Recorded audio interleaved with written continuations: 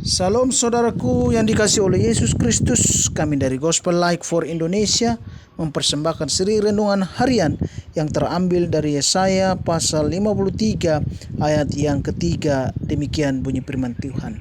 Ia dihina dan dihindari seorang yang penuh kesengsaraan dan yang biasa menderita kesakitan. Ia sangat dihina sehingga orang yang menutup mukanya terhadap dia, dan bagi kita pun dia tidak masuk hitungan. Demikian bunyi firman Tuhan. Saudara yang dikasihi oleh Yesus Kristus, dimanapun kita berada, tak seorang pun di antara manusia yang menginginkan penghinaan, ejekan, dan dijauhi orang lain. Ketika hal ini terjadi, kita pasti memiliki perasaan kita seolah kita tidak layak untuk ada di tengah-tengah dunia ini.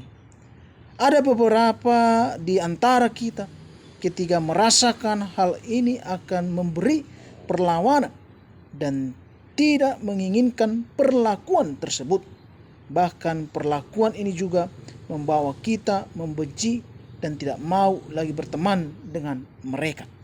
Saudaraku yang dikasihi oleh Yesus Kristus, dimanapun Anda berada pada saat ini, firman Tuhan hari ini membawa sebuah perenungan kepada kita, sebuah nubuat Nabi Yesaya bahwa akan datang hamba Allah yang merujuk pada Yesus Kristus. Ia akan mengalami penderitaan yang berbentuk atau yang beruntun, baik secara fisik maupun psikis. Ia kesakitan, dihina, tidak diperhatikan, tidak masuk hitungan. Ketika ia mengalami hal tersebut, ia tidak melakukan perlawanan. Ia mengalami penderitaan, disalib dan mati di kayu salib, bukan karena kesalahan, dosa dan kejahatan yang dilakukannya, tetapi apa yang dilakukan olehnya demi menyelamatkan dan memberikan kehidupan bagi manusia.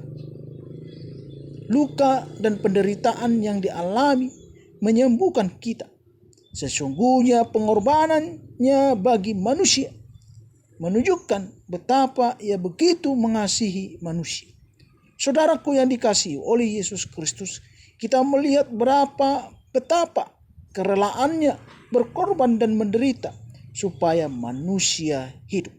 Saudaraku yang dikasihi oleh Yesus Kristus, sebab ia tidak menginginkan kematian orang fasik, melainkan pertobatan supaya ia hidup.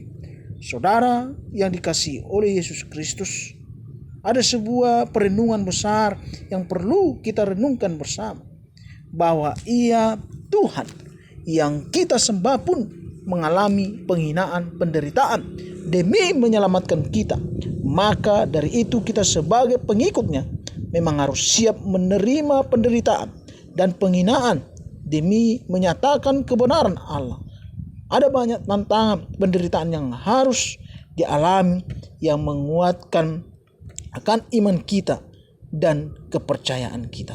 Saudaraku yang dikasihi oleh Yesus Kristus, kita meyakini bahwa penderitaan itu mendatangkan sukacita di dalam kehidupan kita pribadi lepas pribadi. Salam, Tuhan Yesus memberkati.